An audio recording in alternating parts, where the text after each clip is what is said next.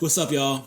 Welcome back to your Visionary Podcast, the one and only podcast intentionally designed to push you forward towards a vision you've created for your life.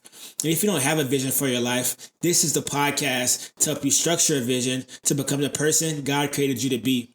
With every episode, my goal is to tell real, authentic, and purposeful stories, not cap, but true stories to help you create a vision for your life and get closer to your purpose. A purpose where you're having a positive impact on those around you and on the world. And today, we're going to address a topic that holds a lot of writers back from reaching their dreams. I don't know if anyone has told you this, but being a writer is a blessing. When you think about all of the different skills that a person can possess, the skill of writing is not often seen as a major advantage. But honestly, it is when you think about it. Just take a second. Almost every religion has their most treasured stories and principles written in books. God has appointed his people the ability to write content that has lived on since the beginning of time and will continue to live on until the end of time. And now I say all of that to say, writing is an extremely valuable skill. And the question I want to address today is, what do I do when I'm experiencing writer's block? Oxford Dictionary defines writer's block as the condition of being unable to think of what to write or how to proceed with writing. I'm confident that every writer has experienced this feeling at least once in their lifetime. I've experienced it myself many times, and I've had to learn methods to overcome the dreadful feeling of writer's block. In this episode, I'm going to share my 3 steps to overcoming writer's block. And this will be another short episode, so let's get right into it. Step number 1, find a book on writing or storytelling, and then buy it and read it. When you have writer's block, you just need motivation.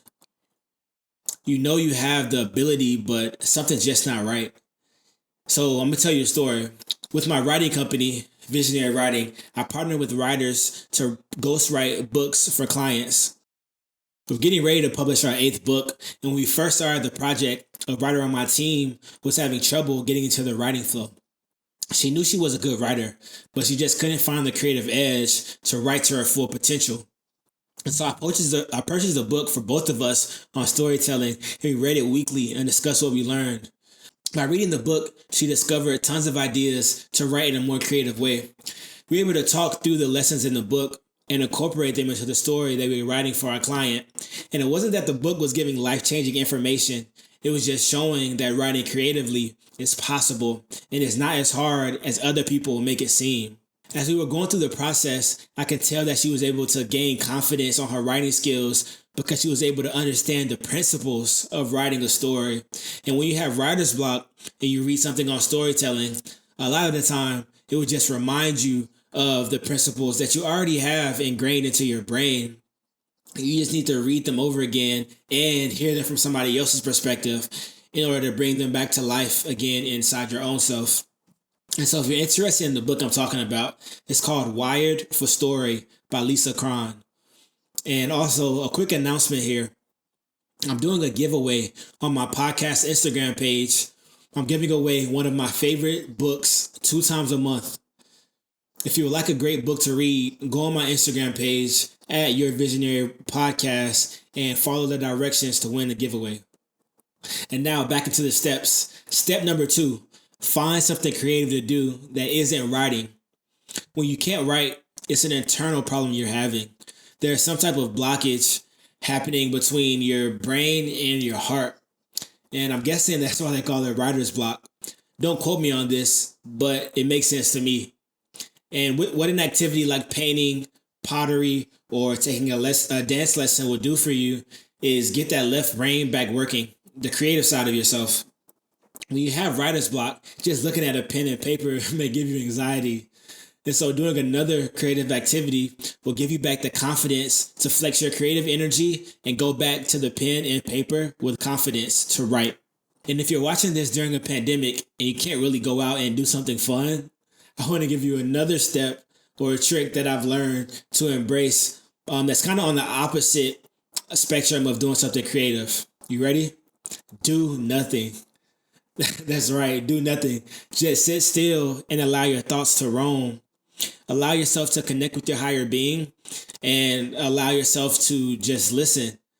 Because I know when you have writer's block and your mind and your body are trying to get you to write, there's just a disconnect there. You can't really focus, but if you don't set any expectations for yourself and you just allow yourself to sit in stillness, you'll be able to really connect with your internal self. You'll be able to hear your thoughts and you'll be able to notice your thoughts without any judgment. You'll be able to just be the self that is looking onto the thoughts instead of the self that is thinking the thoughts. Right. And in a lot of books that I read, they call this consciousness because the conscious being is the one that is, the conscious being isn't the one that's thinking. The conscious being is the one that is watching the thoughts as they happen. Right. So it's kind of like you're outside of your body looking in. And I don't want to get too deep, but the base of this is just sitting in stillness and allowing your thoughts to roam without any judgment. And so if you can't do the first thing, which is find something creative to do that isn't writing, just do the second thing, which is allowing yourself to sit in stillness and watch your thoughts. And hopefully by sitting in stillness and watching your thoughts, you'll be able to understand yourself better and you'll be able to get some ideas for something that you can write on. And you'll also be able to feel your heart and your emotions again, which will help you with the writing process. And now finally, step number 3 is something that I created myself. I call it the week of words. And with this task, you're going to take out a piece of paper and keep it in the same place for 1 week. And whenever, at the end of every single day, you're going to go to that piece of paper and you're going to write down one word. And that word can just reflect the experiences that you had throughout the day. But you want to make sure that the words make sense next to each other. Because after the 7 days, you want to have a complete sentence that makes sense. And with that one sentence, you will use that as a writing prompt to write what's on your heart. And the cool thing about this is that each word you put on a piece of paper will have a story that goes behind it because you chose that word for a reason. And so when you get to the point where you're at the 7th day and you're ready to complete your writing prompt, you'll just compile all of your thoughts from the previous week, all of your experiences from the previous week, and just write what's on your mind and what's on your heart and just write what you feel. And the purpose of this or the goal of this is just to not make writing so intimidating.